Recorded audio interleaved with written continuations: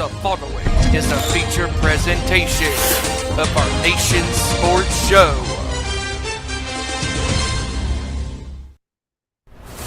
Tonight on the nation's sports show, we recap Week 15 in the National Football League.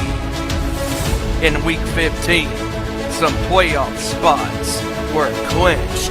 Also in Week 15, for the first time since 2020, Phillip Rivers is back under center with the Indianapolis Colts following the season-ending injury to starting quarterback Daniel Jones, who tore his Achilles just a week ago. Speaking of injuries, over the weekend, two significant injuries took place. Both Patrick Mahomes and Micah Parsons are out for the rest of the season with torn ACLs. Now, how far will Green Bay go deep in the playoffs following the season-ending injury to Parsons? Also, what will Kansas City do in the offseason to address their starting quarterback issues? Tonight, we also bring to you our Week 16 prediction battles. The margin for error is slim to none for every single team fighting for their playoff lives. The golden rule is simple: don't get eliminated.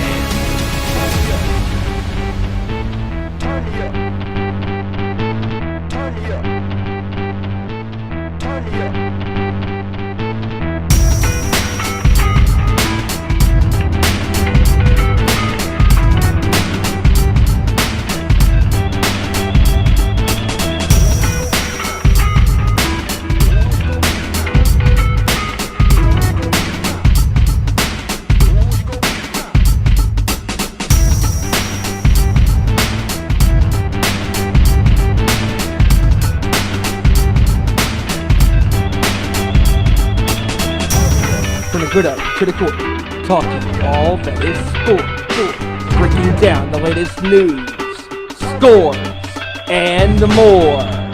Welcome to our Nation Sports Show.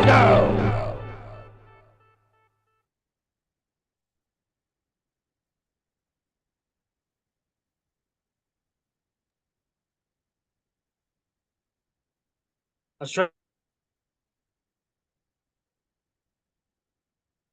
Tuesday, it is once again our favorite day of the week, and that is our Nation Sports Show Day. And we are here live with you on YouTube at youtube.com/Our Nation Sports Show. We appreciate you joining us, and we're going to get to everybody who's a part of the show in just a few minutes. But of course, the ways you can interact with us right now on this show is at Owen_Sports Show on Twitter, Facebook, Instagram, and YouTube, all at Our Nation Sports Show. Don't forget to like, subscribe, and share with your friends and family. And tell everybody about the sports show. We want to hear you guys in the comments. We want to hear you guys sound off about the picks, your reviews of the games from this past week, whether you watched college, whether you watched professional, whether you watched basketball, whatever was on for you, whatever fits your time, your availability, and whatever fits your love of whatever sport. And we're going to get to all that here in just a few minutes. But first, we got a crew with us tonight. And joining us just literally at the start of my long-ass spiel that I usually do that bores the hell out of everybody else is the leader of the Alabama Crimson Tide and the man who always takes command whenever it comes to his Commanders football team. And they took command this week, even with Marcus Mariota as their quarterback. And we'll talk about that in a little bit. Mr. JT, Joey Thornton, what's going on, man? Hey, what's up, everybody? Hope everybody's having an amazing Tuesday. I'm here, ready to talk some sports. I do have to get off just a little bit early tonight, at least by 8:30. So I'm here until then, ready to talk some sports. So without further ado, let's do this. Absolutely, man. We'll get to the picks at the top of the hour. We're going to get to that right ahead so we can get through all the games. We're going to get into that. And then Steve and I will finish up from there. But like I said, I got with me my heavy metal brother, from the great state of North Kakalaki. He never gives up. He never gives up. He may not be able to see you, but he definitely hears you loud and clear. He truly is my brother from another mother, and that's big old Stevie Cool, Stephen Wyand. What's going on, brother? What is going on? Yes, we are here. We are live. And yes, the Three Live crew is into his house. What is going on? And Joey, you joined approximately almost 3 minutes into the broadcast. But yeah, it's going to be a fun time here tonight as we recap week 15 in the NFL. And a lot of things went down, including some playoff spots were clinched. Division titles are almost clinched as well. And also, some significant injuries went down over the weekend. We're going to get to all of that and so much more. And with that being said, let's do this, fellas. Yep, we got a fair amount to get into, and we're going to start off with the world of the NBA real quick. And obviously, right now the Emirates NBA Cup is going on right now. Championship game is set between the Spurs and the Knicks tonight. Tonight at in just a little bit here, actually, in about an hour and a half. Interesting. We cannot wait for that. Some history was made.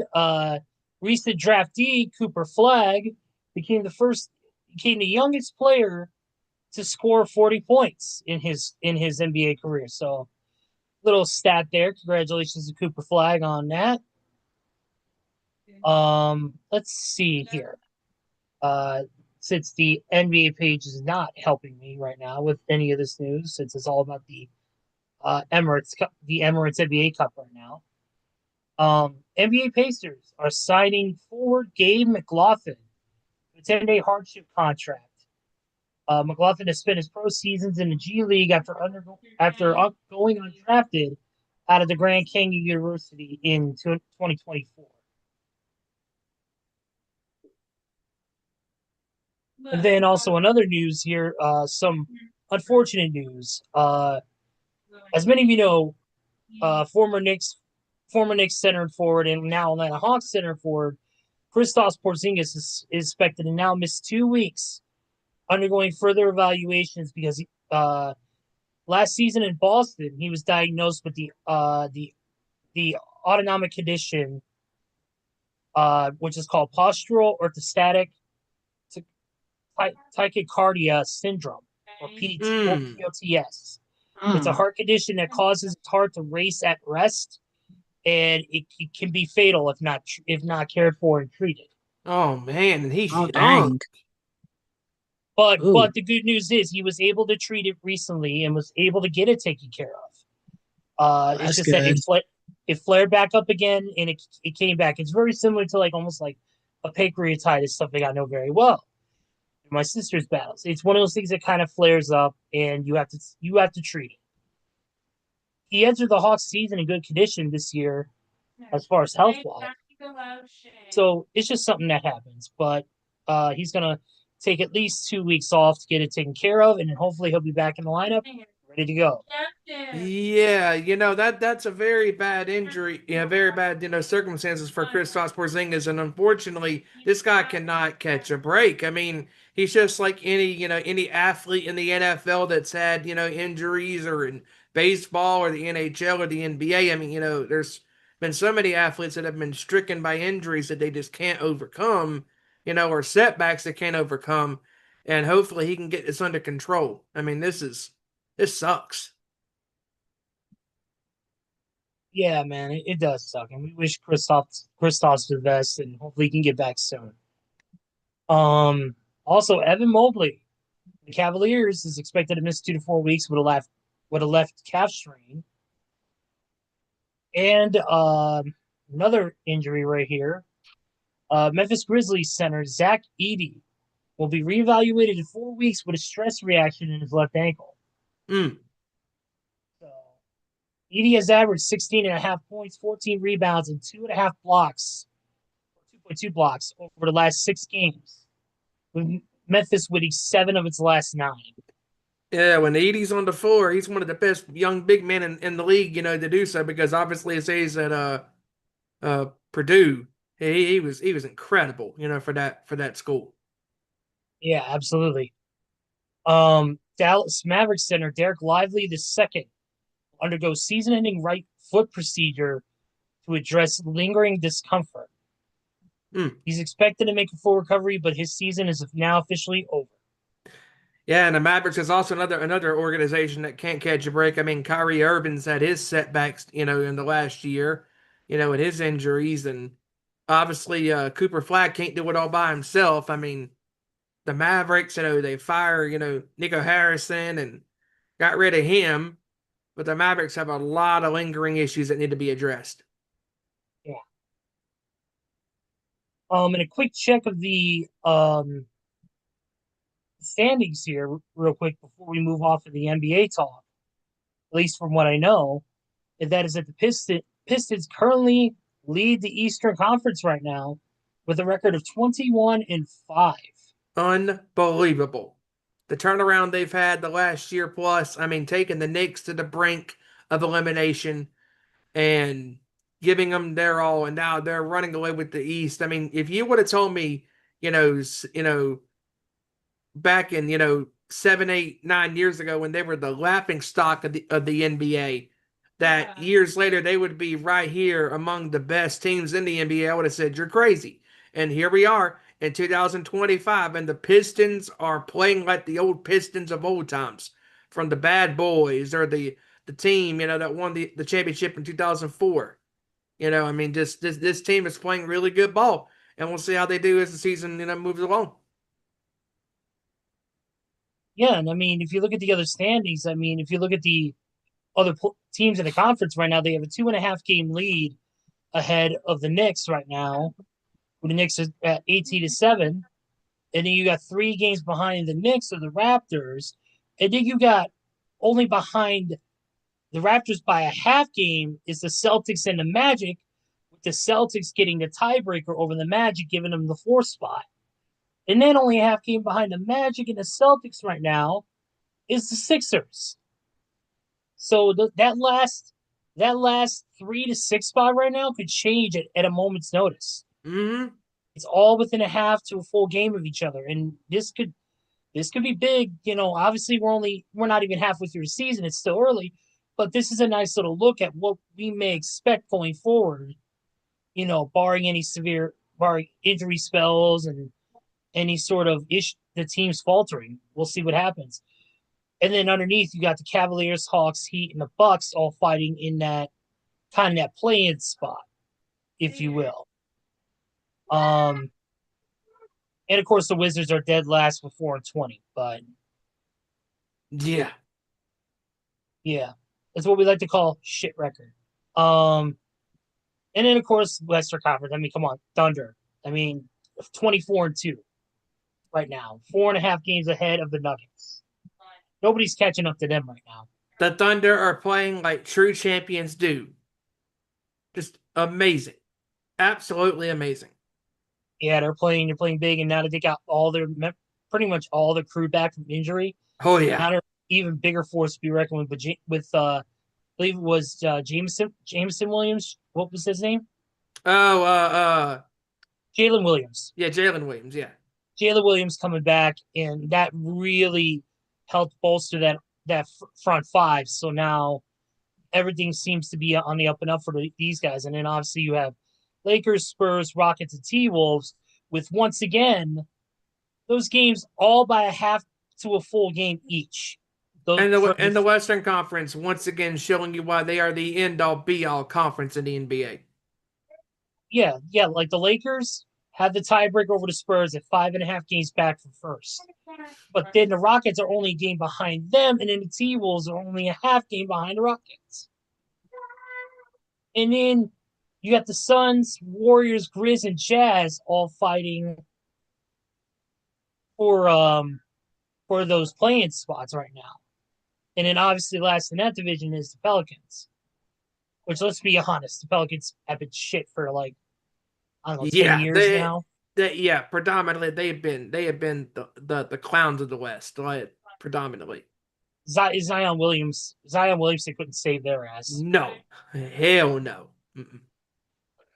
Oh, I mean, it's obviously this crazy world of sports is going to continue, and we're going to keep an eye on things. And you know that the Western Conference side of things is going to keep flip-flopping all the time as the season progresses. It really just depends on, who goes on a hot streak, and gets hot at the right time. No, absolutely. I agree on that 100%, dude.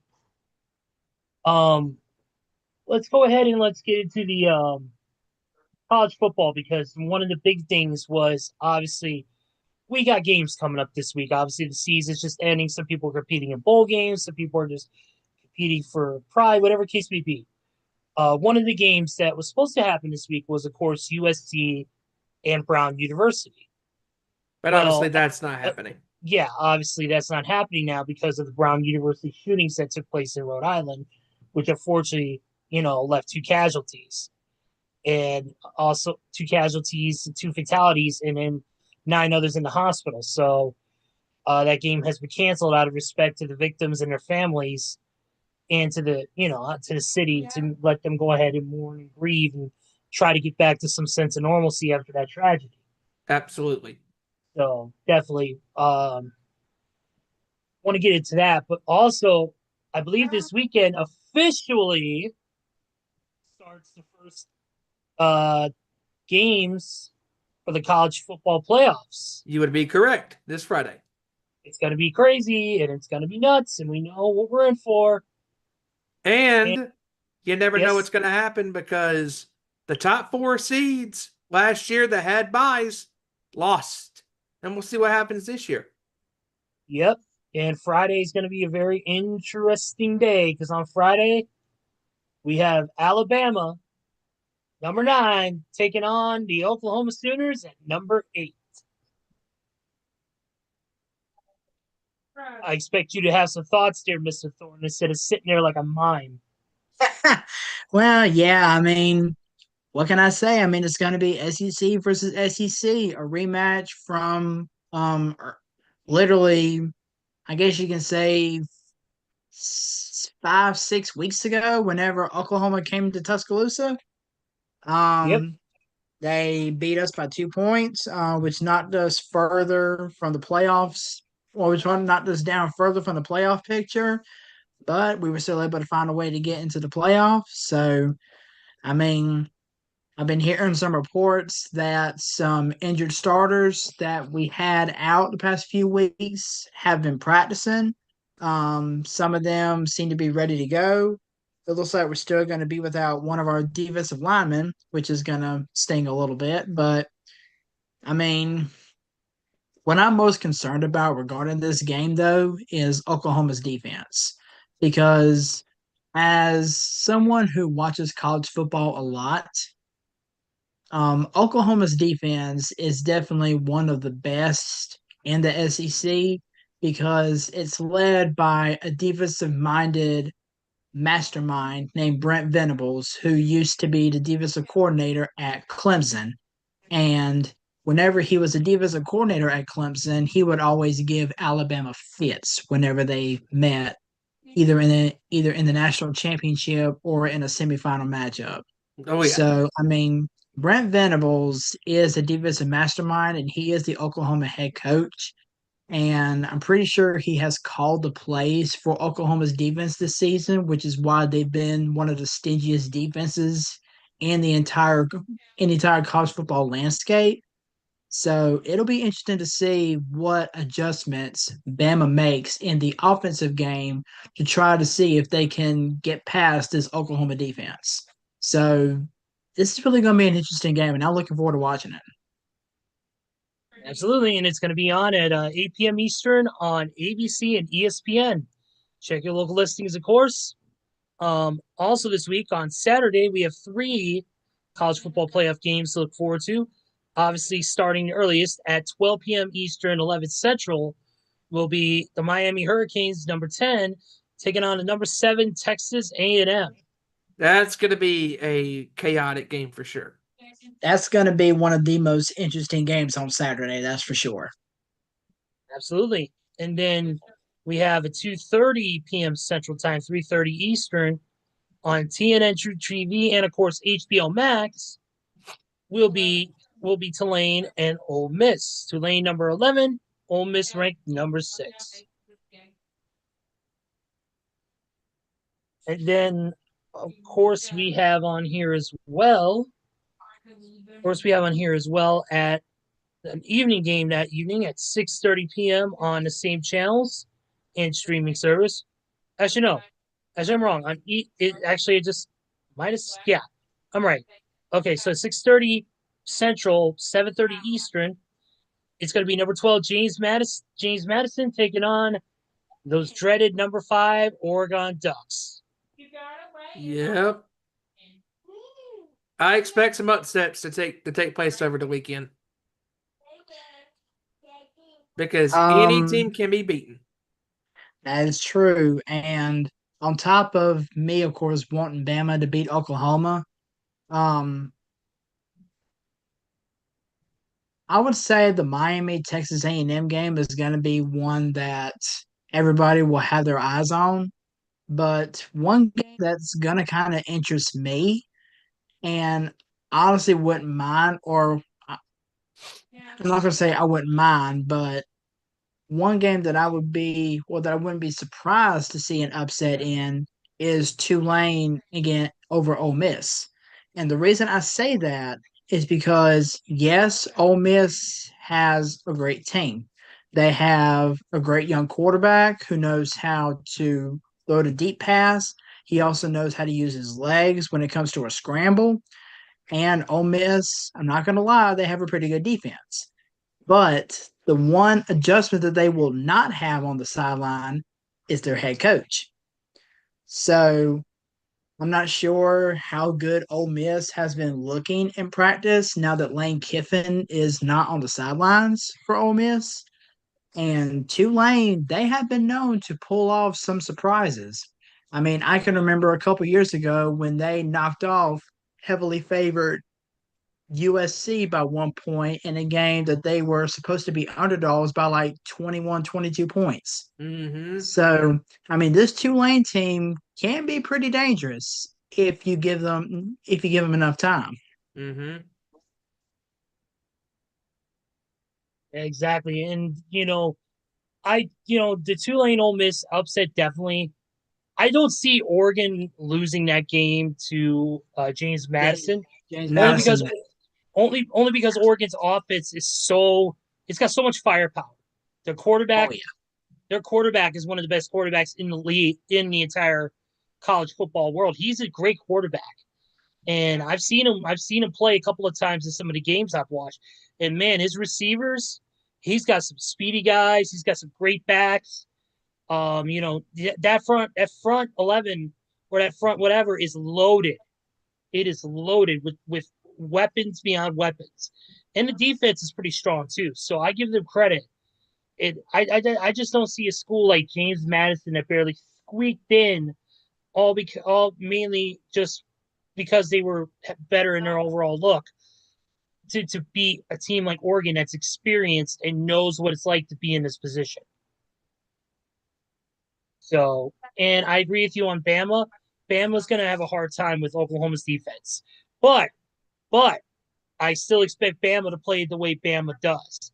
And I still expect them to score. I still expect them to play big, get some explosive plays off, and really showcase their skills. But obviously, like I said, that defense is tough. But if anybody can do it, it's the Crimson Tide. That's true. It all depends on how Ty Simpson looks out there on the field because for most of the season, Ty Simpson looked absolutely unstoppable. But these past few weeks, he hasn't really looked like the Ty Simpson that we saw from the beginning of the season into the middle of the season. So, I mean, he's had some time to work out his kinks. He's had some time to work on his passing. He's had some time to get advice from his quarterback coach, the offensive coordinator, and even Coach DeBoer. So hopefully he's had enough time to work out all of his kinks that he's had over the past few weeks, and hopefully he'll come out ready to play this time. We'll see. Yes, definitely, man. And we're gonna watch all that, and we're gonna take it in and see how this crazy world of college football goes. And we're perfect transition from college football to the NHL because it was announced this week that Nick Saban, the former Alabama Crimson Tide head coach and legend, has purchased a minority stake in the NHL's Nashville Predators. Wow. Oh wow. A Now team I that know very now that I didn't even know. yeah, that's a team I know very well and a team that has a lot of times kicked our asses. But Well, actually, going I didn't mean to cut you off there, Ezra, but going back to college football, okay. there was a pretty prestigious honor given out this past Oh weekend. shit! Yes, thank you for reminding me, Joe. That's right. The Heisman Trophy was awarded, and you had 3 quarterbacks and 1 running back, and of course that was from Notre Dame. But the man to get it, it wasn't Julian Sayin. It was Fernando Mendoza of the Indiana Hoosiers, and he was the first Hoosier in history to ever win the Heisman Trophy. So congratulations to Fernando Mendoza and the Indiana Hoosiers, and also congratulations to Kurt Signetti on winning Coach of the Year. Yeah, I mean, what can I say? I mean, Mendoza became the first Hoosier to win the national, or to win a Heisman Trophy, and I mean, the guy put up some great numbers this year, and obviously, I don't have a number by number breakdown as to the number of votes and everything, but I will say that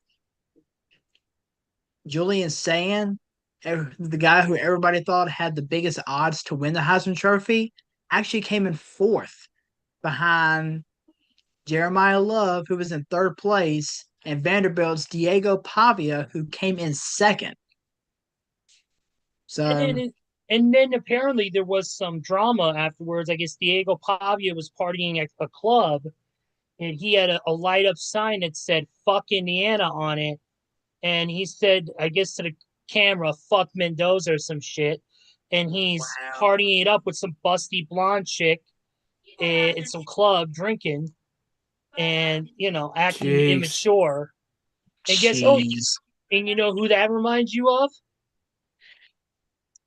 Who was Oh, one of the yeah. most immature young quarterbacks to ever be in college to hit that eventually hit the league? Mm, I Mm. think it's somebody by the name of Johnny Manziel. Circle gets a square. Ding. Absolutely correct. He reminds me a lot in that retrospect of Johnny Manziel. The way he acts, the way he talks, the way he, especially with that way he was after losing the Heisman. To me, that's just the level of not That's only not going disrespect to help his stock in the draft. Oh, that's definitely not. shows a level of immaturity, and that's not a good look for you when it comes to scouts. You could go from being number 10 in the draft to being number 45, Or not even draft at all. or not even drafted at all. You could be left in the dust, and they claim you Yeah, all. and I'm pretty sure that even though he's been lighting it up these past few weeks, I'm sure you can ask one Shador Sanders how that feels. Mm-hmm. Absolutely. Shador was touted as one of the top quarterbacks in the league, and he didn't play until fucking both Dylan Gabriel and freaking the whoever the other quarterback was. I don't even fucking remember. Joe Flacco. Joe Flacco. Yeah, when Joe Flacco. Flacco left and then Dylan Gabriel got hurt, that's the only reason why Shador Sanders even started to begin with. Yep. And that's a whole different bag of worms we're going to get into when we talk about the Chicago game in just a few minutes. Yeah. So, real quick though, I do want to mention something in the NHL also, and that is that the other night, Connor Bedard, who is obviously the young hot shot rookie from the Chicago Blackhawks, who's made a lot of noise and has really put some solid numbers up. He unfortunately suffered it will look to be a shoulder injury a couple of games back. He was at the very end of Mm. the game. He looked like he wrenched his shoulder on some sort of play, and when the game ended, he immediately, with a trainer, went to the back to get checked out. They placed him on a 2-week IR right now to see how he responds to treatment. And right now, surgery is not going to be looked at. And we'll see how he does in 2 weeks. If he responds to treatment well, then he should be fine to be able to play for the Blackhawks again very soon. And hopefully that's the case because he's one of the brightest young stars in the NHL. Absolutely. He right now he led the league in either points or scoring at one point. I think he did before this injury. So, but man, let's get into real quick. Well, I'll just ask Joe since he's here. Were there any critical updates in the world of the major leagues? Uh, let me Any take a product? look and see if there's something that I may have not seen or have seen real fast. Yeah, because I thought there was some sort of trade this week. I thought there was something, but I may have been wrong. Yeah, I don't think it was nothing out of the ordinary. Oh, Pete Alonso is Oh going to yes, the Pete Alonso. Orioles. Oh yeah, we talked about that a little bit last week. Yeah, we did. Yep. But dude, man, that's still nuts that he left. I Yeah, mean, the fi- Mets are losing everybody. It seems like. Everybody. That is uh, definitely still a big story. let's see, the Atlanta Braves. We've done a little bit of adding here in free agency. We brought back Ha-Seong Kim on a 1 year, $20 million deal.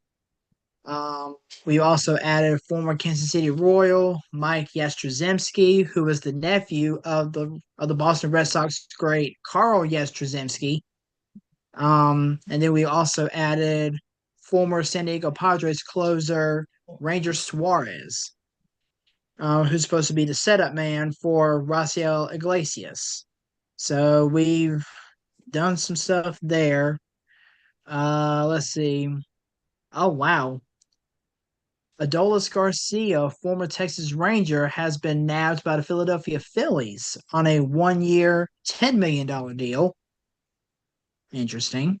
Yep, I have right here. The Toronto Blue Jays signed sidearming right-hander Tyler Rogers to a $37 million 3 year contract and includes a 2029 option. He's a 34-year-old pitcher, and he was the latest addition to the Blue Jays, who agreed to a $210 million 7 year contract with Dylan Cease and a $30 million 3 year deal with Cody Ponce Hmm. so far this offseason. So, and they've also acquired reliever Chase Lee in a trade with the Detroit Tigers. And I just seen right here that former Washington National Josh Bell has signed a 1 year, $7 million contract with the Minnesota Twins. But Did you yeah, mention about? that's Did you pretty mention much about it. your short? Did you mention about your shortstop, Kim, signing a Oh 1 year yeah, contract? He did, yes. yep, Okay, I I just did. wanted to make sure because I was reading and Uh, listening at the same time, so it's kind of I was trying to do two things at once here. That's why I have a hard time running this show and doing NXT. It's hard for me to do both, especially with Blake Monroe's on my screen. Wink, wink. Um, Oh my. oh my, indeed.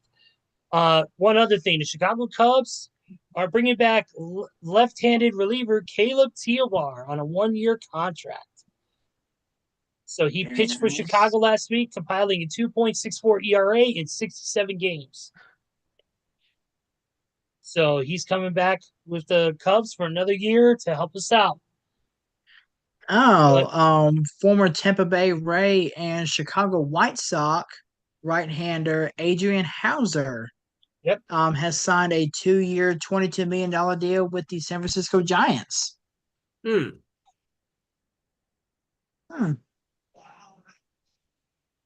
But yeah, that's pretty much it as far as baseball is concerned. yeah, those are pretty much the blockbuster stuff that's happened. Let's get into the NFL, and obviously we're gonna go cover the games real quick from last week because they're where do we begin? I mean, this is obviously was a crazy week for us. Some of our picks got screwed because of certain things that happened.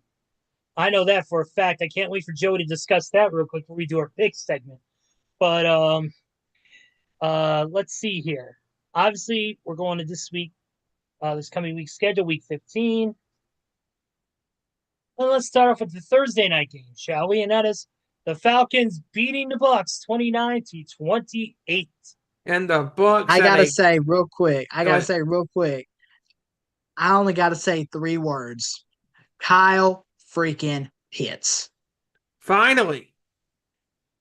He finally It showed finally up in the stat sheet. Yeah. showed up on the stat sheet, showed up on the field, man. And he helped out Kirk Cousins a 11, lot.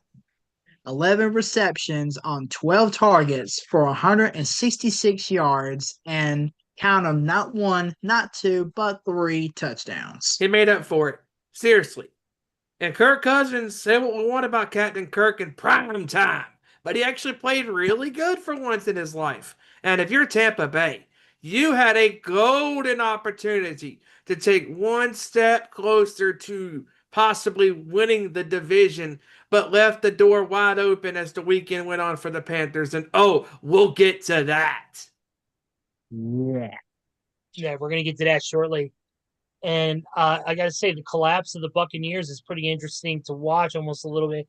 It's very weird because they played a hell of a game this week. Tampa Bay did. I They mean, did, but their clock management was bad. yeah, not good clock management at all this week.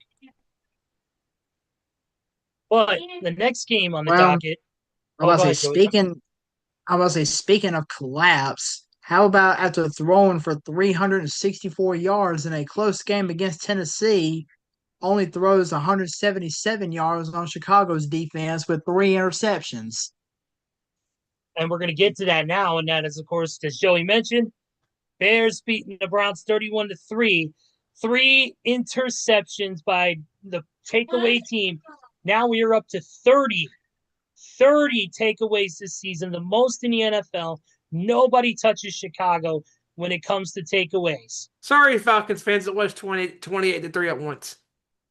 Yeah, it was 28-3. Somewhere fucking what's his name? Matt Ryan is having fucking like anytime he hears that, he starts crawling up into a little bar like, no more, mommy, no more. Stop Make stop it, please, I beg you. No. Make the boogeyman go away. But man, I'm telling you, and 5 sacks. Yeah, not a good day. 5 sacks on freaking Shedeur Sanders. And also, I got to say, Myles Garrett, 1.5 sacks on Caleb Williams, which is fine. Caleb Williams also right now leads the Bears and the league, I think in the Bears mainly, with the least sacks in 1,000 passing yards. Well, actually, Myles Garrett didn't even get a sack on Caleb Williams on Sunday. He actually didn't get a sack. I thought he got a 1/2 sack on that one. No, they're saying that the only time he really got close was when Caleb Williams bobbled that snap. But the Bears fell on the ball, so technically that was just a bobbled snap. It wasn't a sack. So for once, Myles Garrett went sack free, so he still sits at 21.5 for the year, which is still phenomenal. Got a couple of games to break the record. Actually, no. Yeah. According to the stat sheet right here, he has 1.5. Yeah. Huh. According to the stat sheet, he's got 1.5. So he's close, but he's not there. He's still, I think, 1.5 sacks away. 2 sacks from the sack record. No, I guess he did get it. Oh, well. Yeah. We still won. It don't matter. Yeah. Caleb Williams, 242 yards on 17-28. 2 touchdowns, only 3 sacks on him. Quarterback rating of 112.5.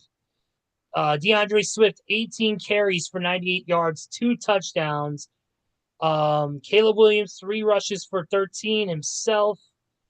Luther Burden, who had a big game, 6 receptions on 7 targets for 84 yards. DJ Moore, 2 touchdowns, 4 catches, 69 yards. You want to talk about a guy who found the right time to resurface and the right time to come in and kick ass? DJ Moore. Mm-hmm. DJ and Moore. you can tell that he is so happy to be where he's at right now. And he said it in Ben Johnson's post-game speech. He said, I've never been a part of a team that wins 10 wins. And I quote, I love this shit. This shit's fun as hell. I got to tell you, Joey, you're going to find this stat funny. The amount of 10-plus win seasons under Ben Johnson. 1. 10 plus win seasons under John Fox, Mark Trestman, Matt Nagy, and Matt Eberflus? One. 0. Oh, One. Just Only one. Under Wow. 4 coaches. It took him 1 in 10 games to do it. Yep. So, big game for Chicago. It's on to Green Bay, and we'll talk about Green Bay in a few minutes. But let's get to the Ravens blanking the Bengals 24-0. What And- in the world happened with Joe Burrow in this game? My God. He was bad. Like, this is not the Joe Burrow we expected. I mean, he was awful, including a pick 6 Yeah. that iced the which game. actually actually was a lateral from Yeah. Kyle Van Noy to Gilmer. Yeah. Crazy.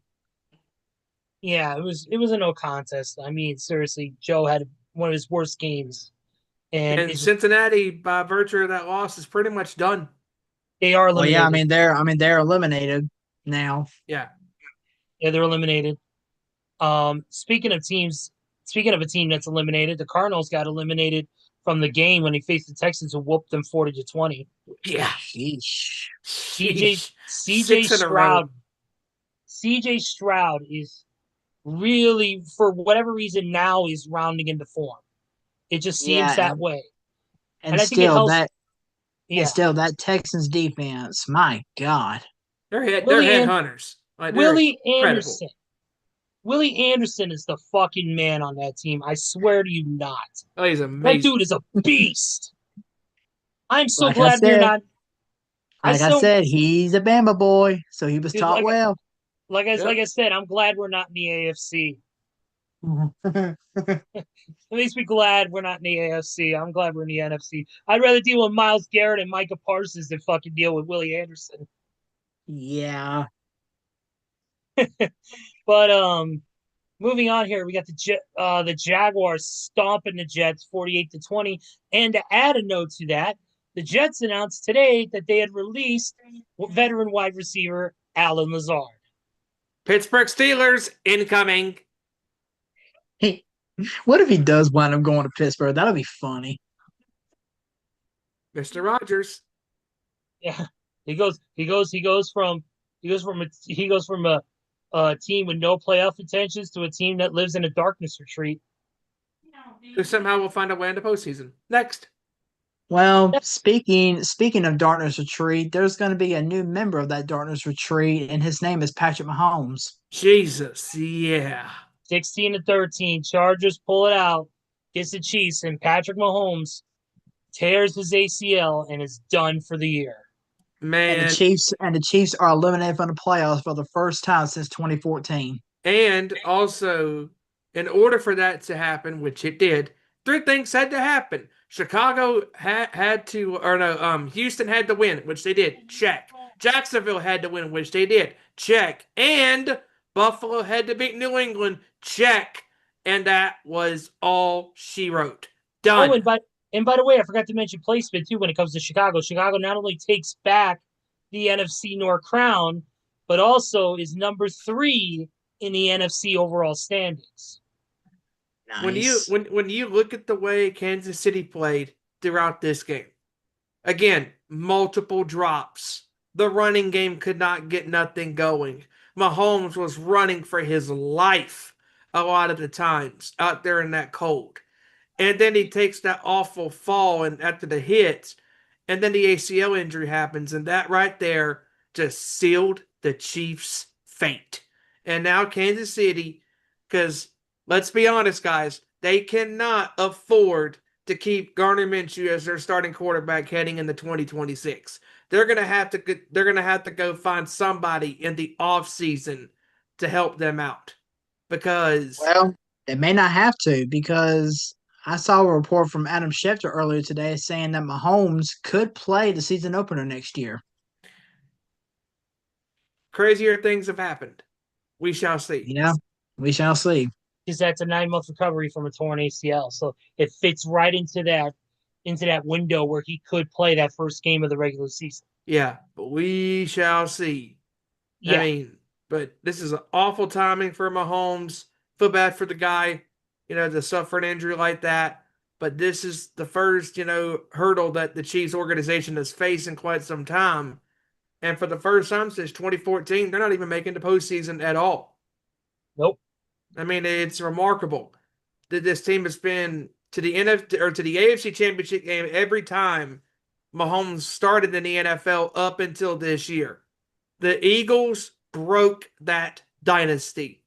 And all year long, the Chiefs' struggles continued and continued forward. This right here was the final blow to their season. Done. Absolutely done. Their defense can't do it but so much. Oh yeah. Yeah, but moving on. How about that Bills Patriots game on Sunday? What the hell was that, New England? You're up 21-0. And then they go and lose 35-31. In a shootout. Josh Allen, the comeback king, man. He is the comeback kid. He truly is. I mean, he's done that. The past 2 games, they go down. And as soon as they do, for some reason, fucking Allen starts lighting it up. And all of a sudden, next thing you know, they're winning games. And James Cook, the dude is a beast in that backfield. And also, he's a beast at catching the ball in the backfield in space. I mean, this Buffalo team is still mathematically alive for the AFC East Division title. Because now them and New England have split their 2 games. And Drake May, even though he struggled at times during this game, he still had a good game. I mean, this Patriot team, it's no fluke. They're one of the best teams to do it right now. And the fact that, Mike Vrabel in his first year with the Patriots is leading this team to a great record. And New England pretty much probably is going to end up, I would think, winning the AFC East unless a total collapse. And Buffalo has a chance to reclaim the title of the East. But this was a back and forth second half. And Buffalo just took charge in that second half. Yeah, I just don't get it. To me, Buffalo is one of those things. And, we talk about Josh Allen and how great he is and all this stuff. An unrelated side note, we want to wish him a congratulations because he announced on his Instagram that him and his wife, actress-singer Haley Steinfeld, are expecting their first child together. So congratulations to Josh and Haley on their upcoming visitor to the new world. Congratulations. Yep. But Joey, let's talk about those Commanders, shall we? Let's talk about how 4-3-10, you come back and you make Jackson Dart look like Jackson missed every dart, and you guys come in 29-21 with Marcus Mariota, get it done. But also this was an odd game. But also the announcement that, of course, Jaden Daniels has officially been shut down for the remainder of the year. Right call. Yep. Like I said, they should have done this weeks ago because we're not playing for anything except for a high draft spot at this point. We're out of the playoff picture. He's had so many injuries to his entire body this season. Just shut him down, and they finally did so. I mean, they finally did so. It took them a while, but they finally did something about it. And the Giants just keep on tanking and tanking and tanking. Yep. The battle between them and the Tennessee Titans on who gets the fucking number one. Them and the Jets, too. And the fucking Raiders. Speaking of which, let's talk about another speaking point. of tanking. Speaking of pitching a shutout. Oh my God. The Eagles absolutely handed them their ass. Wow. 31-0. But I want to take a minute. To say to the Eagles fans, don't go start saying, "Oh my God, the Eagles are back! The Eagles are back! We bounced back!" And you faced a 2-12 shitty team whose quarterback can't be trusted, whose the only great player on your team is your fucking edge rusher. Give me a fucking break. You're Don't just give like- me that bull. Don't give And me your that tight end, bullshit. and your tight end technically. Yeah. Fucking the Dallas Cowboys that have strength can still whoop your ass with the way it's going. And you know what? And these Eagle fans are just like these idiot Panthers fans. Oh, we're back, we're back, we're back. Shut the hell up. Oh, your favorite team? Seriously. Your favorite team? Bullshit. That's Pizzagate, brother. But yeah, I mean, Philly fans are so clueless that they love to praise, Sirianni when he's in the right. But when obviously when he's wrong, they're like, "Oh, fire him, fire, fire." Which one do you want? I mean, I don't care. This Eagles team can beat some of the worst teams in the NFL, but they ain't gonna go far in the playoffs. No, no. Look, Nick Sirianni might maybe had a dipshit, but he's smart enough to know that this is not the kind of game that we expect to be proud of. This is a game that they should have won hands down easily, and they did. Yeah. Obviously, this is a game that they, on any stat sheet at this point in time, they should have won easily. So to me, this is just all right. We got this win. It adds to our record. It hurts, or it levels our standings up. Great. All right, let's get prepared for the tougher challenges ahead. But what about the next game, Joe? Let's this game. You gotta admit, that was a pretty good game in the Mile High City. Yeah, it was pretty good. So, and here's what I'll say. I may be a Packers hater just because, they whooped our ass every year for the past 18 fucking years. And they have the overall record against us by a fucking country mile. But look, I want to send my best to Micah Parsons for real. And yeah, it sucked. Awful. Torn ACL. Awful. He was putting up great numbers with Green Bay. He was doing an incredible job. And also Christian Watson too. I know he's not out for the rest of the season. They're going to manage him and see how he is throughout the week and see if he'll play this Saturday or not. But definitely hate to see that happen to anybody, especially an elite defensive player like he is. So definitely want to send my best out to Micah Parsons on that Yeah. front. Yeah, and that All right. right there could be damaging, to their Super Bowl chances. All right. Time to downtrash the Packers for the next 5 minutes. No, I'm kidding. We don't have that much time. I gotta say though, Bo Nix looks really good. Yeah, Bo Nix looked comfortable. He was making some big throws. RJ Harvey had a really, really great run. Unfortunately, it cost him a rib injury, and he's right now, being looked at. So, but the Packers played their hearts out, man. Jordan Love, give him all the credit in the world. He's an elite quarterback for a reason. There's a reason why when Aaron Rodgers left, he was the next guy to step up. Yep. So, I mean, what are your thoughts, Joe? Any thoughts on this? I mean, it was disheartening to see Micah Parsons go down. But this Packers Broncos game was the game of the week for a reason, and it delivered. Yes, it did. Bo Nix is. He can be a great passer when he wants to be, but He was cooking some his, good ones this weekend. Yeah, he has his moments though, so you never know what to expect when you have a guy like Bo Nix. But still, it was a great game.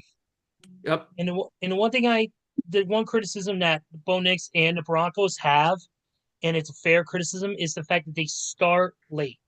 Yes. They're one of those teams that's known for trying to make the quote-unquote fourth quarter comeback. You can't play like that all the time. That's the same thing with Chicago. That's what I worry about with them. That's one of the reasons why I'm cautiously optimistic every single game. So, but great game. Another great game was this one, Joey, which is, of course, the Rams and the Lions. Woo! Shootout. But also in the shootout, another injury. Devontae Adams out with a hamstring. Yep. Luckily, it does not look like it's going to be anything too over-the-top serious. And they're just going to look at him and see how he does throughout the week and see if he'll play this weekend. Yep. Great. Another great game. Speaking of great games, and I say that term very loosely, how about that game between the Panthers and the Saints? Oh, talk about great. That was a great disaster waiting to happen, and boy, it did. What That the fuck, fuck, Carolina? I that fucked mean, me. That fucked all of us over on our picks too. What the hell? Carolina, you had one job and you blew it. Like you had the Saints, who are ass pretty much all year long. But for some but for some weird reason, I cannot explain this. How do you beat Tampa Bay and Carolina in two back-to-back weeks? Explain that to me. And oh, by the way, Carolina, going into week 15, especially with Sunday, you were a game ahead of Tampa because of their massive ass egg they laid against Atlanta.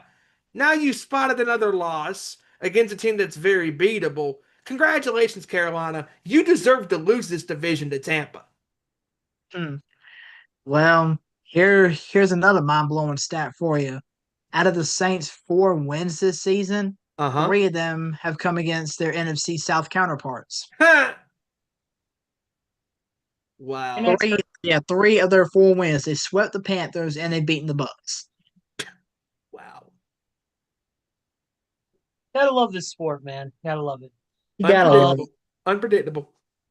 Absolutely. But let's talk about But this. how about Mr. Grandpa making his return? That's right. Man, that was crazy. I mean, The ending. Let's talk about the ending of that fucking game, though.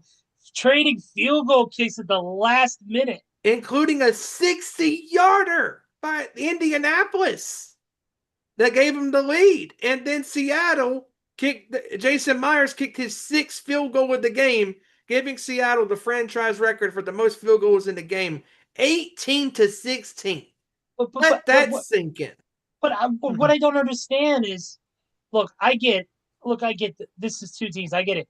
Philip Rivers, 44 years old, comes back, looks decent for his return game. He looked pretty good for 44 years old coming in his first game in 5 years. But Seahawks, who are now 11-3, but they were 10-3 before this game, and as much firepower as they had, they only scored 6 field goals That's not going to cut against it against the Rams. against a Colts team that's been marred with injuries and uh Jonathan Taylor's like slowdown in production. Yeah, Like I don't get it. I don't get get it either. Tell you what, I To me, also don't. Oh, go ahead. I was gonna say I just don't get it because if you were to kind of look at that game on a different lens, really Seahawks should have beat them by at least 10. Yeah, They should have scored at least 2 touchdowns on them. yeah, but they But for didn't. whatever reason, this game turned into a field goal shootout, which I'm still flabbergasted by. You know what I'm flabbergasted about? The fact that the Dallas Cowboys gave up another 30 points on defense on Sunday night. No, I'm not Yeah, flabbergasted well, by that. That's we'll get to that one in just a minute. Or actually, Titans Get it to me. 49ers was the next game. Titans suck. Niners are good. Purdy Let's move looking on. great. Next.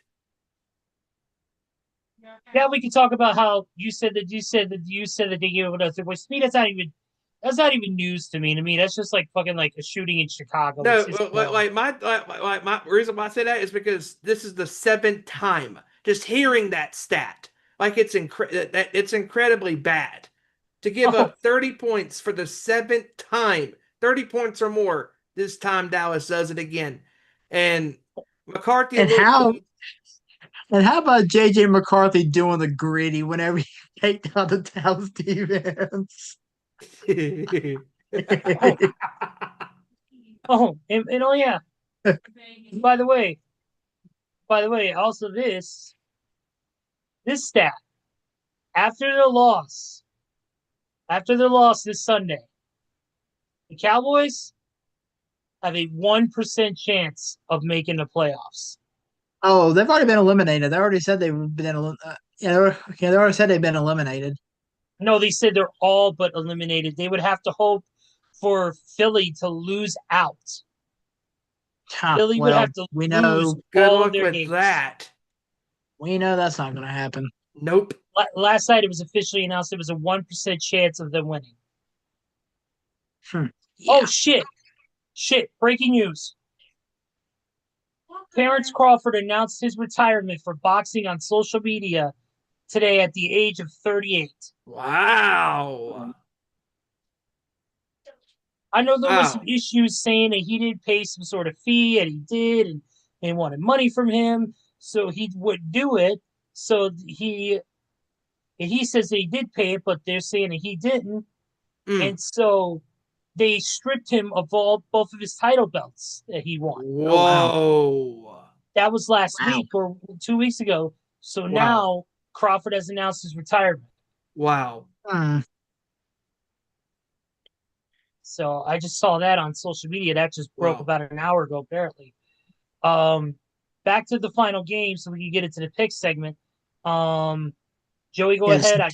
I lost it for a The second. Steelers and the Dolphins on Monday night. Tua is once again winless when it's below 40. Yeah. Their high school coach Mike McDaniel said that he's open to it when it comes to the production at quarterback. He said anything and everything's on the table. Wow. Which means Tua could find a spot on the bench. Yep. And he's going to either be replaced by the Cougar Hunter Zach Wilson, Oh God. or he's going to be replaced by Quinn Ewers, the guy who's rode more time on the bench than he has on the field. Well, I mean, Quinn Ewers, he does have the potential to be a big star because he was a great quarterback at Texas last year. Yeah. And speaking of Texas, thank you for reminding me. News came out of the college world on that, and that is that Arch Manning. Yep, he's going to stay in Texas for one more year. Good, Smart. he needs to. Smart. Very Yeah, smart. he's not ready yet. No, he's not ready. No, but you know who is ready? We are. For the pick segment. Joey, Yes. you got some stats for us, homie. Let's hear them. I do, and again, I'm gonna go with this pretty fast because I got to get off here in just about a little less than 30 minutes. But Hijacker found his way back to the top this week, finishing with a record of 13-3. Of course, that motherfucker. Coming in, Fucking cheating bastard. but one of us is going to be happy to hear this stat. Coming in second alone is Ezra. Oh. You can't see me right now, but I'm flexing. Coming in, Ezra, you came in second by yourself last week with a record of 12-4. Mm-hmm. Kevin and I finished tied for third with a record of 11-5, and Steven, you rounded out the field, finishing 10-6. Hey, at least we were better this week than we were last week. Yep. And I do have Kevin scores, so Ezra, you know the drill. But Steven, here's the thing, though. I'm still better than you. Oh, better than you. For those of you who don't know, that's a Metallica reference. Better than you from Reload. Check it out. Well, we can't stop this train from rolling. No, we can't. No!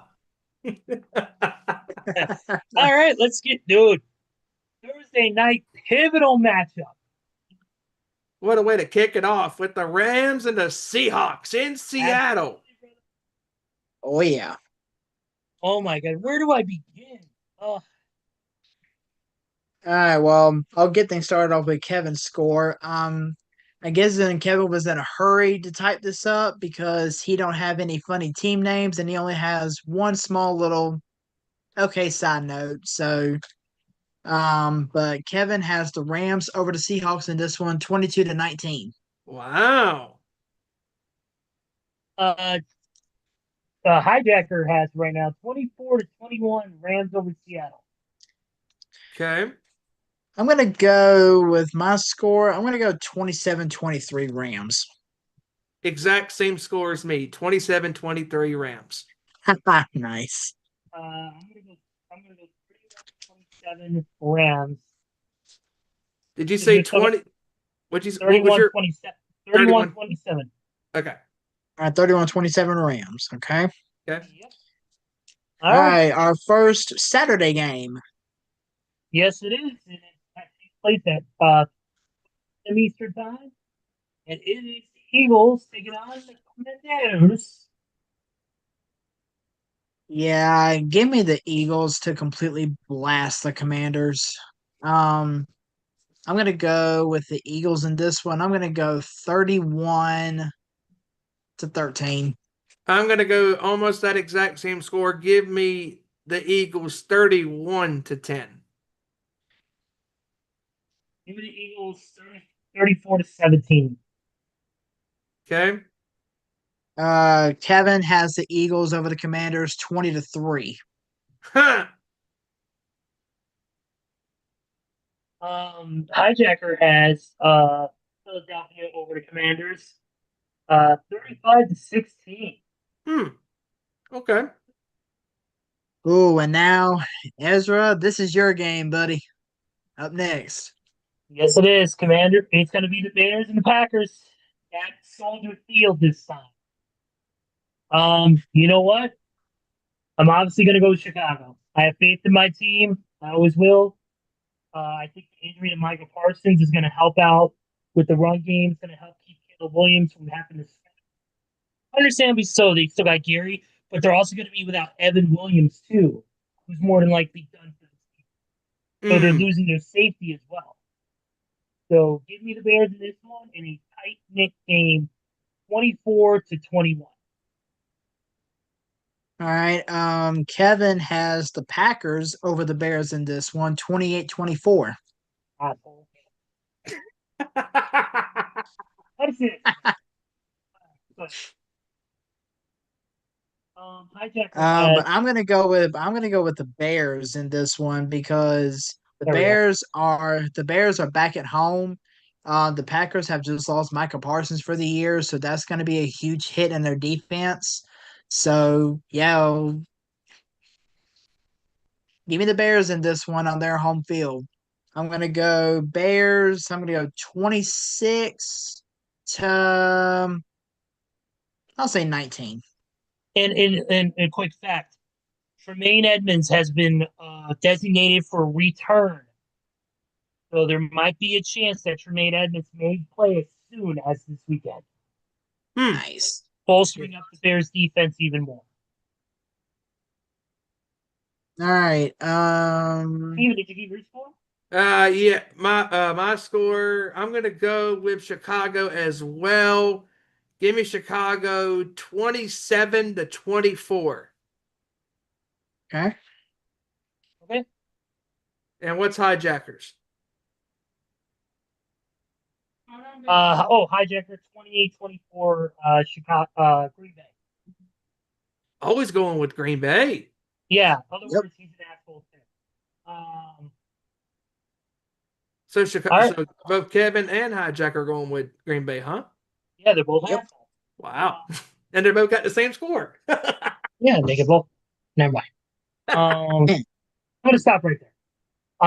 Okay, now we got the first afternoon game on Sunday. Before you go on, I do want to point out that there is a schedule flex in this one. The previously announced Sunday night football game between the Bengals and Dolphins has now been moved to the 1 o'clock Oh, slot, thank God. and the previously announced 1 o'clock game between the Patriots and the Ravens is now on Sunday night football. Yay! The football gods have blessed us. Yes. Yes. Amen. So let's start off with the Buccaneers and the Panthers, both teams tied at 7-7. You know, I cannot believe I'm actually saying this, but I'm actually going to go with Carolina to win this game. The reason I say that is because Carolina has been neck and neck with Tampa Bay for literally the last few weeks. And the Bucks have really, really struggled as of late.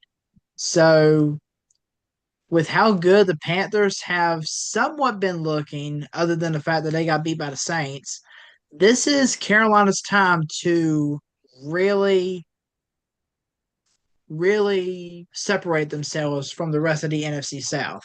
And if they don't get the job done here on Sunday, then you might as well just go ahead and call it quits for Carolina. But Carolina's at home. They always tend to play better at home. So I'm going to take the Panthers in this one, believe it or not. I'm going to go Panthers 23 over the Bucks 17. Same score as me, but I got Tampa Bay. All right. I got Um, I got real quick. I got the Panthers in this one, winning 21-18. Woo! Okay. how about that score? Game winning field goal. That's the way I look at it. Okay. All right. Well, Kevin has the Panthers beating the Bucks 19-17 on a game-winning safety in the fourth quarter. The hell?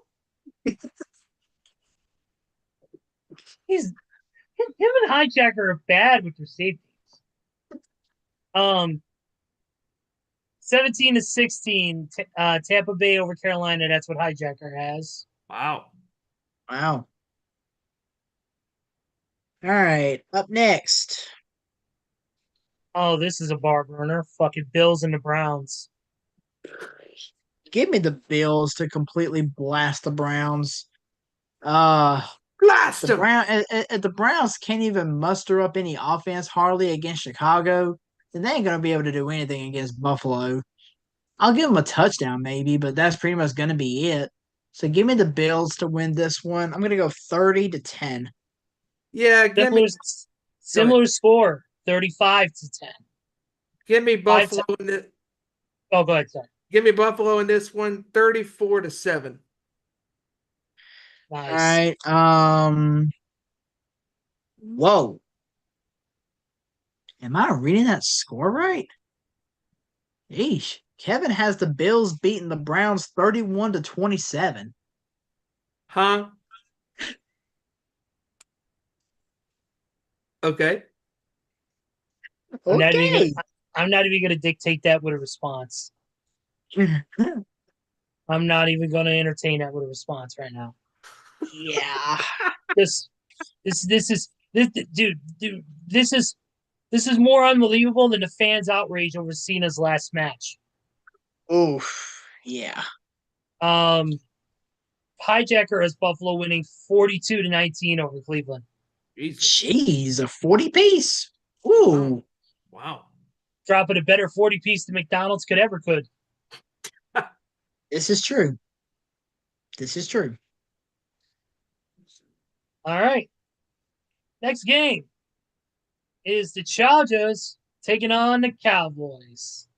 Oh boy, oh boy, oh boy, oh boy. Dallas, for the 8th time this year, you're fixing to get ass blasted another 30 plus piece.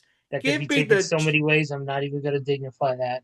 Give me the Chargers to absolutely annihilate the Cowboys on their home field.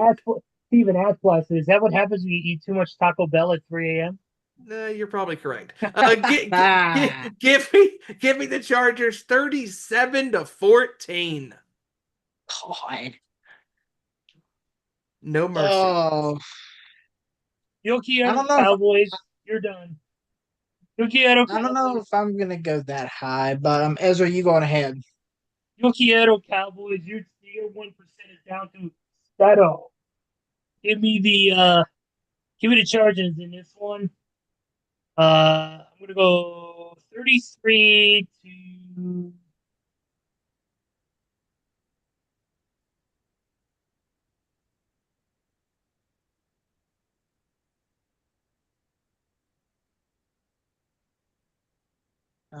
Did we lose Ezra? No, I'm here. Say it again. Okay. You said 33 to 33-20. Sorry, my mic's a little. Oh, there we go. All okay. Right, 33. Okay, yeah, it looks like your mic needs a little bit of work. No. I got it fixed. Okay. There you go. Yeah, there it was my Getty mic was slightly unplugged, so it switched over to the microphone built in the computer. So okay, there you go. Now it sounds more crystal clear. Okay, yeah, 30-20 Chargers over the Cowboys. Or no, yeah, 33-20 Cowboys. Or Chargers. Fuck. This microphone stuff's got me all screwed up. Damn it. Fuck you all. Good day. All I'm gonna go with the Chargers in this one as well. I'm gonna Yeah. go just shy of 30 for the Chargers. But I'm gonna go 28-17 Chargers. Mm, Hijacker has it 21-17 Chargers. Oh, that's a little close. that is very close. And Kevin has the Chargers over the Cowboys 31-19. Maybe he's taking into account the broken hand of Justin Herbert. Maybe. Maybe. But yeah, let's go ahead and do the one that was flexed to the 1 o'clock slot, the Bengals and the Dolphins. Really? Up I don't have next. that. I don't have that one next. Yeah. I have the Jets and the Saints next. Oh well. All right. Well, let's get to that one. America's game of the week. Ezra, please stop. I'll give you the Saints in this one. 20-3.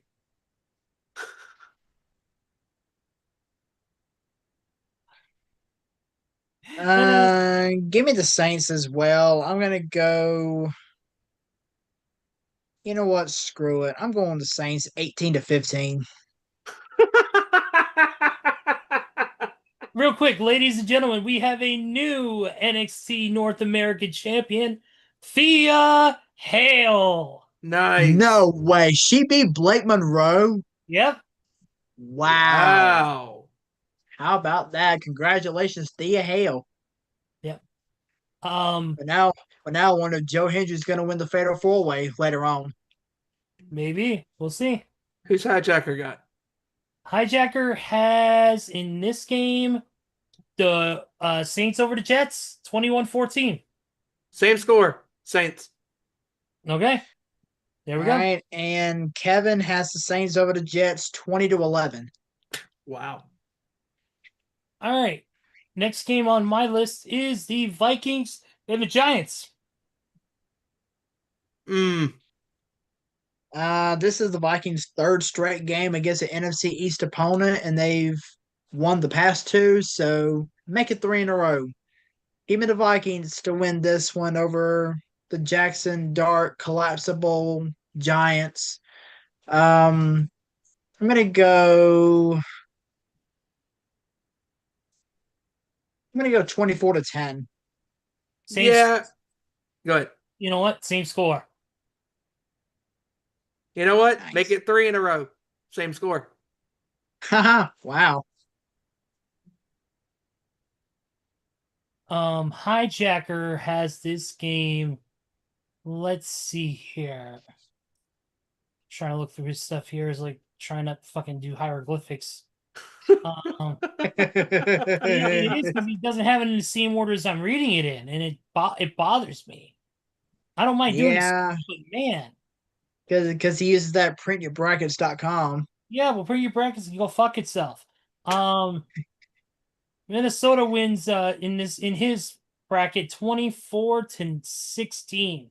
Oh, almost the same score. Almost. But Kevin has the Giants in this one.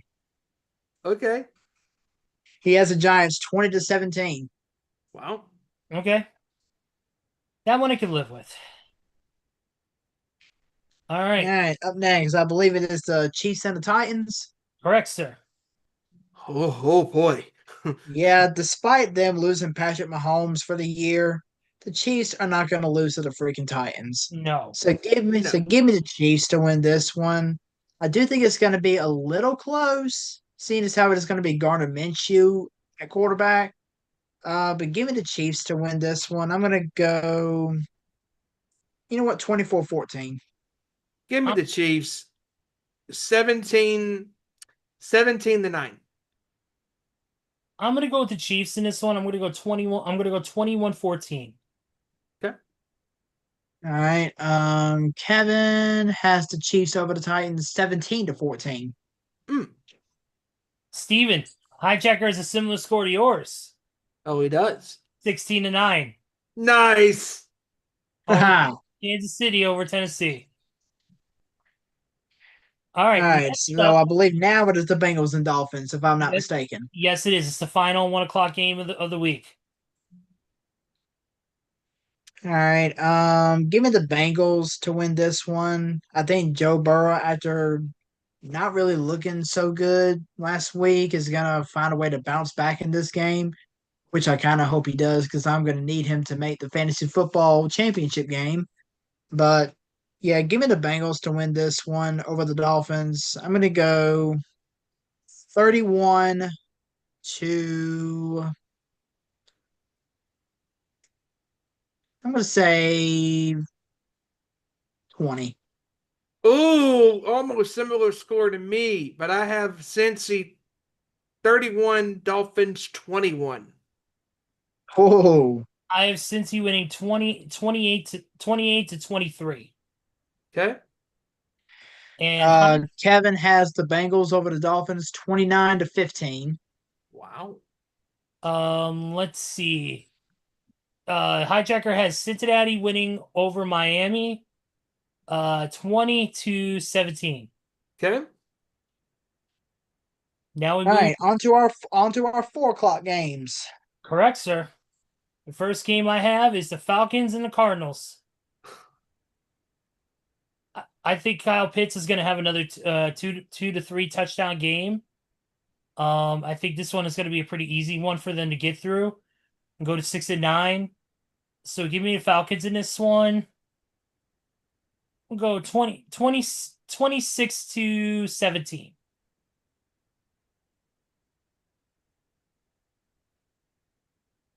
Uh, you know what? I'm actually gonna roll with the Cardinals in this one. Okay. I'm gonna roll with the Cardinals in this one. I mean, I did feel like that the only reason they didn't really play as good last week is because they played a monster defensive squad in the Texans. And the Falcons, they don't really have the best looking defense right now. So I think this is gonna be Jacoby Brissett's game to bounce back from. So give me the Cardinals to win this one. I'm gonna go 26 to 19 Cardinals. Hmm. Hijacker has it. Cardinals winning 16-9 again. Wow. Same score again for 2 consecutive games. Pretty much. No, I thought Hijacker had the Falcons in this one. Yep, he does. Yeah, he does have the Falcons. So yeah, 16-9. Yeah, Hmm. 16-9 Falcons. Yep. You know what? I'm in agreements with Joey. Just for some reason, just again, Atlanta is so inconsistent. Give me Arizona to win this one 27 to 14. And Kirk Cousins throws 2 interceptions. Okay. You get Kevin's score, right? Kevin, he's got the Cardinals over the Falcons 27-20. Okay. Okay. All right. Next game on the docket is the Jaguars and the Broncos. Ooh. This is gonna be a great game, but seeing as how as the game is in Mile High, I'm gonna go with the Broncos to win this one. I'm gonna go Broncos over the Jags 27-24.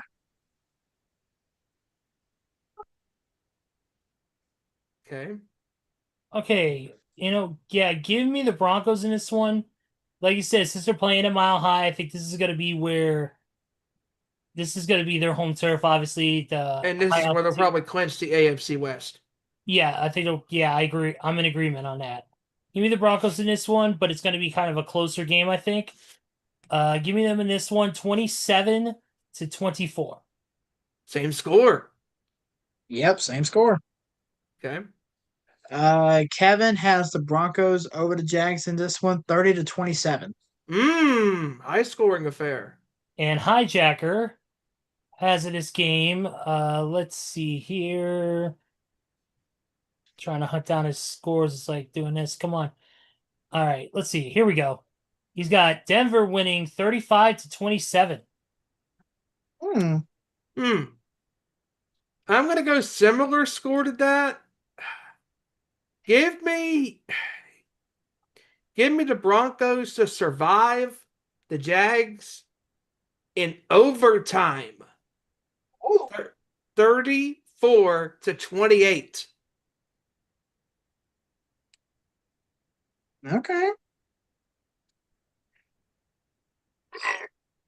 Excuse me. But up next, I believe it is the game in the Motor City. It looks like we may have lost Ezra for a second, so I'll go ahead and just announce it. Steelers and the Lions in the Motor Yep. City. Steelers and the Lions. Yeah, give me the Lions to win this one. I'm going to go 28-24 Lions. Yeah, give me the Lions in this one too. Yeah, give me the Lions in this one. This one. 30. No. Actually, 28 to 20. Okay. Okay.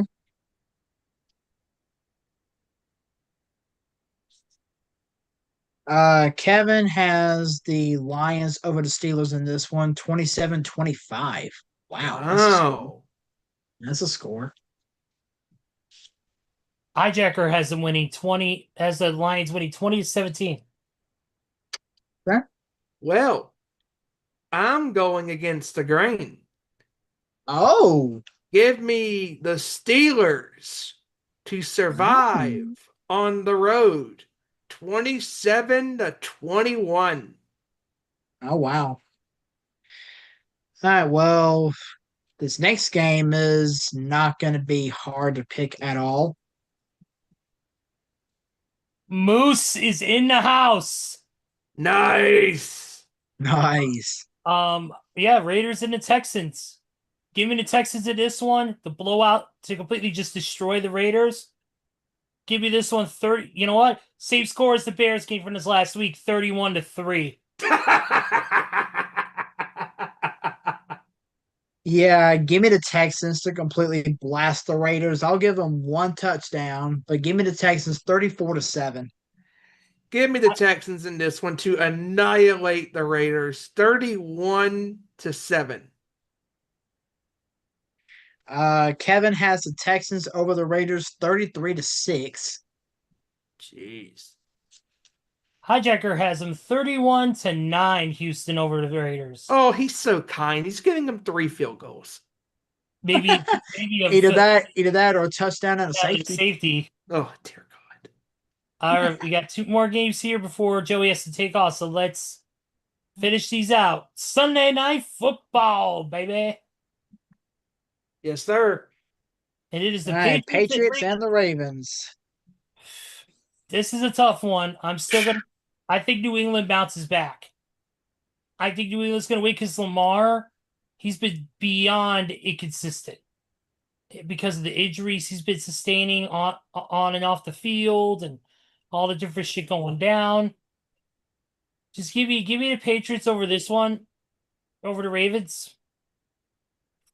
Give me the Patriots on this one. 30-24. Okay. Almost similar score. Kevin has the Patriots over the Ravens in this one, 34-20. Okay.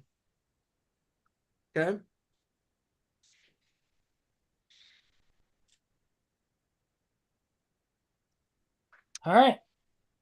Give me the Patriots as well in a close game and to clinch the AFC East title potentially. Give me the Patriots on a game-winning touchdown drive by Drake May, 28-24.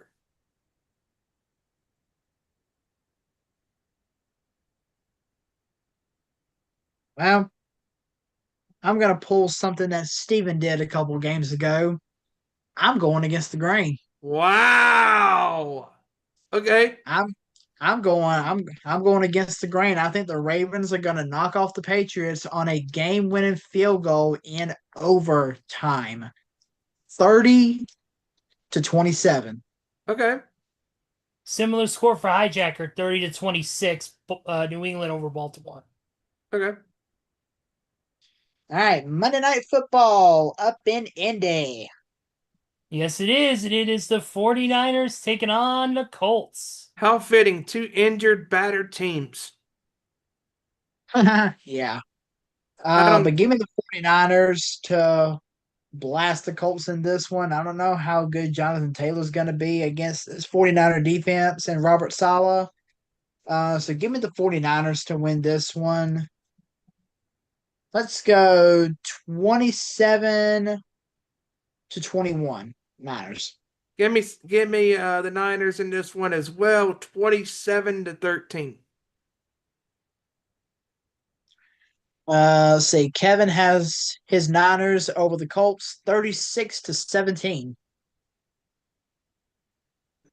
Yeah, give me the Niners in this one. I'm gonna go 27. No, actually 28. Yeah, 28 to 18. And Hijacker has San Francisco winning 28 to 23. Okay. All right, gents. Well, that'll do it for me tonight. We couldn't have timed that any more better. Yeah, for real. But yeah, the plan is still for the pre-taping next Monday, right? Correct. You would be correct. Yeah, it's going to be, and remember, it's going to be at 6 o'clock Eastern instead of 5, or at 7, because of Monday Night Raw. We don't want to run into Monday Night Raw. All right. Sounds good. I'll see y'all then. Yep. All right, see you next week, Joey. All right, that was Joey Thornton joining us for the most of the show here. And we kind of went through everything at a light speed pace, so obviously to fit Joey into the predictions battle. Yeah. Really, I think we covered pretty much everything we have in the sports world. There hasn't been any breaking updates from anybody I'm aware of. I know this past week we've had John Cena's farewell match against Gunther. And I do want to speak just a minute or two on it, not too long, because obviously the Nation's Corner talked about it at length this past Sunday with the special reaction show that they did due to the scheduling involving AEW Collision, Saturday night's main event, and the Nick Gage Invitational. Which, by the way, congratulations to Bear Bronson on winning the Nick Gage Invitational and will now face Atticus Cogar for the GCW World Championship. Hell yeah. I am so happy for that dude. He is one of the best pound for pound violent wrestlers in the game today. I think he's going to win the championship.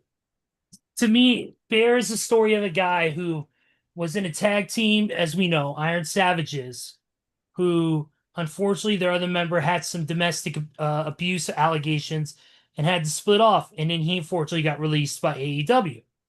He had to figure out what he was going to do.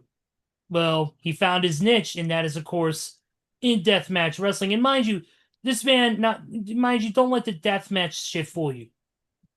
He is trained by Brian Myers. He is trained by Smart Mark Sterling. He is trained by the Creative Pro team. So he is a legit professional wrestler. He is. He was on TNA on the Countdown to Final Resolution as well a week or so ago. So he's a legit professional wrestler and can take on anybody he wants, but he prefers, in a lot of cases, to do this violent, bloody death match style, and it's proven to be his niche and his thing now because he's now won one of the most prestigious tournaments in GCW and in deathmatch wrestling with the NGI, which, by the way, the king himself, Nick Gage, was watching at home as he continues to recover from whatever it is he's dealing with, whatever issues he's dealing with it right now. So definitely want to say that. Congratulations to Bear. But also seeing this last match took place, and I don't want to get too deep into it because obviously this has been told to death since Sunday. And everybody has talked about it since it happened on Saturday. A little over 72 hours ago. I mean, like, everybody has talked about it. I mean, But the one thing I do want to say is that Gunther and Cena went out into that ring and they created magic. I mean, this took me back to being that kid. And everybody in that building was cheering the babyface and booing the heel. Like, this was quintessential wrestling at its finest. White hat versus black hat, good guy versus bad guy, good versus evil. And just Gunther is the man. You may not like the man because he's an old school throwback professional wrestler from the 70s and the 80s, but you're going to respect him. And Gunther, to me, is the best pro wrestler right now as far as the complete package, the character, the performer in the ring. He has the look, he has the charisma. He's got the it factor. And clearly, John Cena sees that Gunther is the future of professional wrestling. Because if he wasn't the future of the business, he wouldn't be putting him over. And Cena went out there, he gave it his all. And that smile before the tap, to me, that symbolized that's it. I am done. I am not giving up on you, the fans, but my time in this business, it's over. And it's time for the younger lions in this business to eat, to thrive, to survive, and to be the next me. And I think John was content. I think he was happy in what him and Gunther went out there and they did in that ring on Saturday night.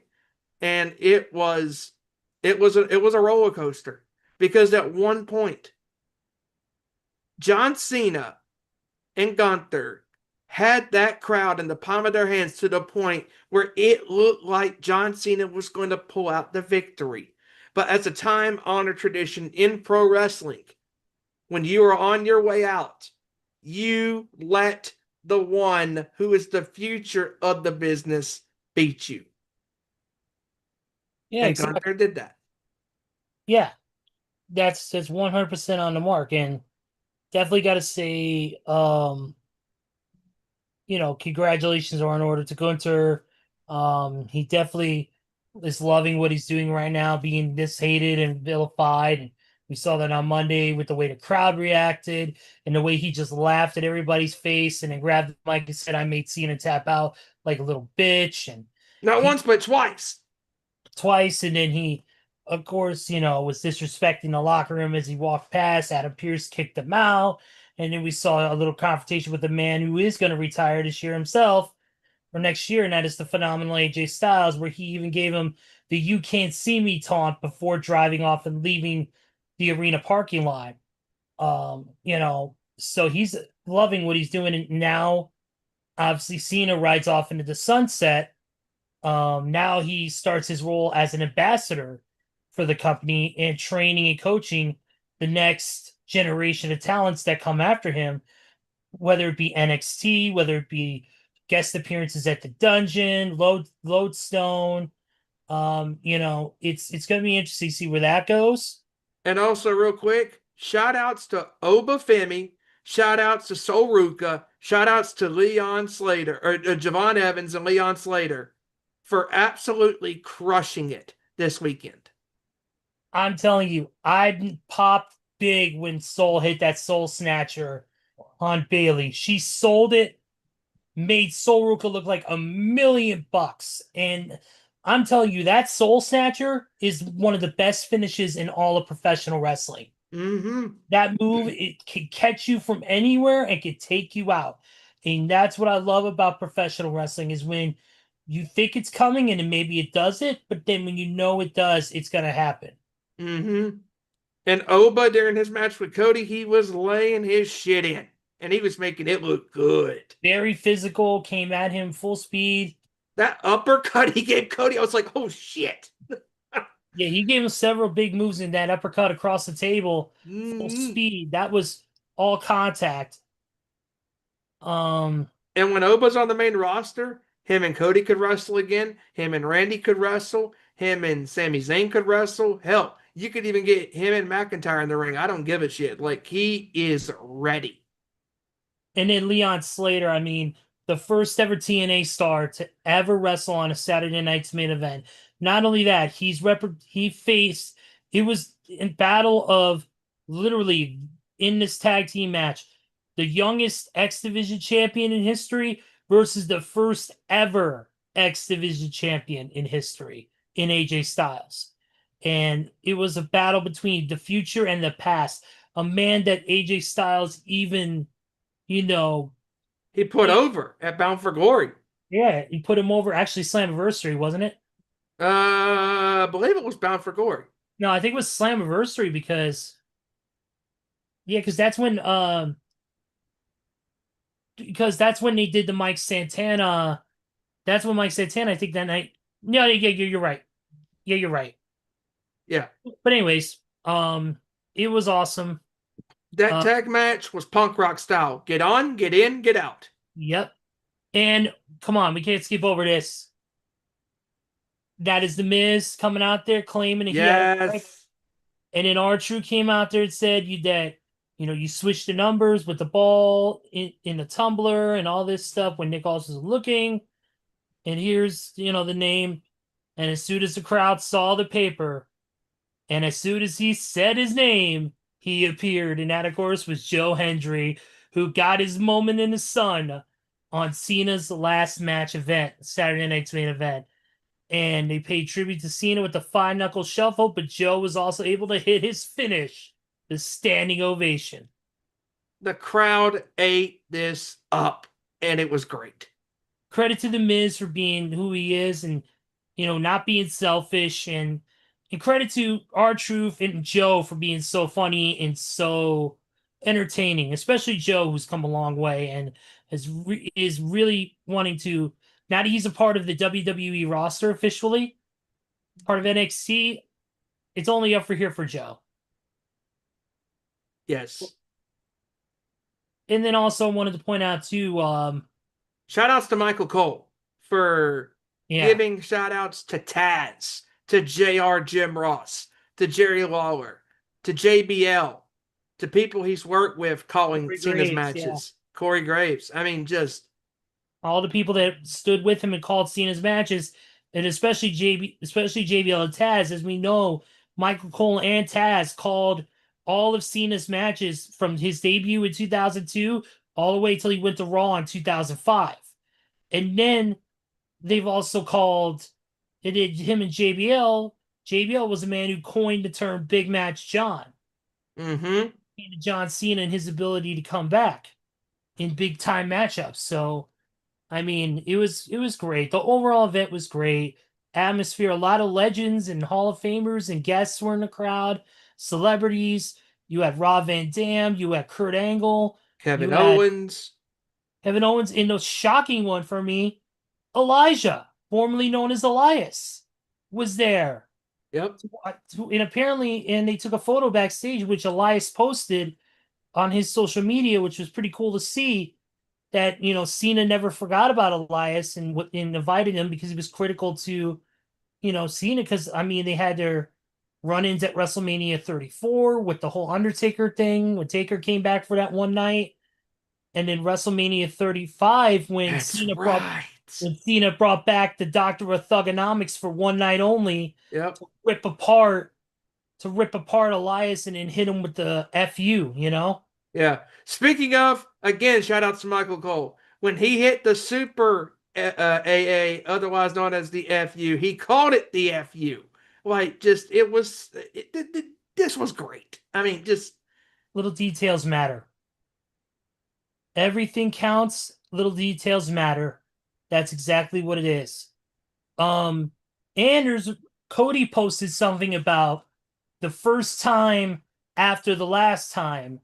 Stay tuned. And I think I know what that means. I think he's getting the first interview with John his retirement on what do you want to talk about. That's my theory. That's what I'm thinking, and I think you're absolutely in honor of Andre, that's my tinfoil hat. That's my tinfoil hat theory. By the way, shout out to Andre, the producer giant from SiriusXM. We love you, brother. Thank you for Yeah, that's going to be everything you do for us, and thank you for thank you for allowing us to be on with you on some great stuff. So congratulations, or yeah, thank you for just letting us do that. We appreciate yeah, you, man. yeah. We got to get you on the sports show, man. When your Steelers make the playoffs, get your ass on here. Oh yeah, that's going to be awesome. Speaking of that, Steven, we got to talk about getting some guests. Maybe at the end of the season, maybe we could swing and get our old buddy Lance Meadow. Yeah, I got to message him, and see like when is he free to do a pre-tape or anything like that Yeah, because he can do whatever. If he wants to do pre-tape, I'm available all the time. Even when I'm on shift for my sister, I can always take a little bit of a break and do a pre-tape with Lance. But I tell you also I want to message at some point. I keep forgetting to do it. Is we had him when we were the Nation show. We had a urinating tree on. I Who's would love to have him. I never got a chance to speak with him. Oh, he's amazing. And Tree's a great guy. He's a great sports fan. He's funny as hell with his postings on social media. He's very entertaining. Yeah, check him out at Urinating Tree across the social media. Yeah, he's hilarious. Yeah. But yeah, looking forward to possibly Cody interviewing Cena. That's going to be great. And speaking of great, what a moment for Cody and for Punk to give Cena their respective world titles one final time. And just the moment of Cody and Punk bowing to Cena, acknowledging him. And it was so emotional. And Jackie, holy shit, did she crush that night. Her voice was shot, but she was so professional, cool, calm, collected, interviewing Cody Rhodes, capturing a moment in time, off the fly. Just it was fantastic. Fantastic. I also want to give a lot of credit to or I want to say also to Cena about Cena at the end of the night when he looked back and he said and he gave that salute and said, "It was a pleasure serving you all these years. Thank you." And then that's all he said. And that was the end of the show. But one more time, we want to say it, and that is thank you. Thank you, Cena. Yes. And I think we can wrap it up there. I think that's good enough. I think that's good enough for me. We got NXT on, brother. Yep. Great show tonight. Yes, sir. Great show tonight. Thanks for Joey coming in for the first hour and 30. Thanks to Kevin and the Hijacker and for sending in their scores. And week 16 is going to be very interesting to see how this goes. Only 3 weeks to go left in this season. And we're getting close to the finish line. And again, just to remind everybody, next week's show will be happening, but it will be pre-recorded and airing on Tuesday night. So we will be pre-recording this on Monday. It will air at our normal time on Tuesday night at 7 o'clock. 7 o'clock on the East Coast, 6 o'clock Central, 4 p.m. Pacific. You can follow us on Twitter or X at Owen_Sports Show, Facebook.com/Nation Sports Show, and where we are live on most Tuesdays at the same channel as we've always been, YouTube.com/Nation Sports Show. And also don't forget to follow the Nation's Corner on Twitter, Instagram or Twitter at Nation's Corner, Facebook, the Instagram, and the YouTube channels are all at the Nation's Corner, and they were live as Ezra said on Sunday, recapping to all of the happenings in pro wrestling, giving their flowers to John Cena on a hell of a career in pro wrestling, and also the weekend that was in wrestling. It's going to be a great weekend for wrestling, for sports, lot going on. Hard to believe. Next week, we are officially in the Christmas season, and we are also going to be bringing you our top 10 Christmas movies and specials next week on our show to get into the Christmas spirit. That's going to be awesome. And with that being said, Ezra, wrap us up, my friend. I will, man. Thank you guys for joining us as always. We appreciate the support. Like Steven said, follow the Nation's Corner, follow our show, and also don't forget to follow Too Sweet Cosplay as well. Too Sweet Cosplay across all socials. We are currently right now kind of just doing our own things at this point. Obviously, the holiday season's coming up, so we're kind of on break from the Comic-Con circuit. But we're getting things put together here slowly and surely as we get prepared for C2E2 in 4 months. Now, will we have a booth? Will we have a panel? Will we just be walking around, just hanging out for the weekend? We will see. Right now, we're just in the middle of just all different logistics and getting things put together. And as soon as I have an update for you, I will post it on the Too Sweet Cosplay social media, as well as tell you here live on the show. So we're going to get to that in a little while. But for today, we are done and we are out of here. So for Kevin Rory, for Joey Thornton, for Stevie Wyand, for everybody out there in the Sports Show Nation, and for Hijacker Mike as well, and I clicked the wrong button, I am Ezra Vickery, and we will see you right here next week with another great edition of our Nation Sports Show. Take care, everybody. Have a great week, and we will see you next week. Pre-taped, but we'll still see you next week. Same time, same YouTube channel. We are officially 9 days till Christmas. Let's have some fun, folks. See you next time. Good night. Turn me up. Turn me up. Turn me up. Turn me up.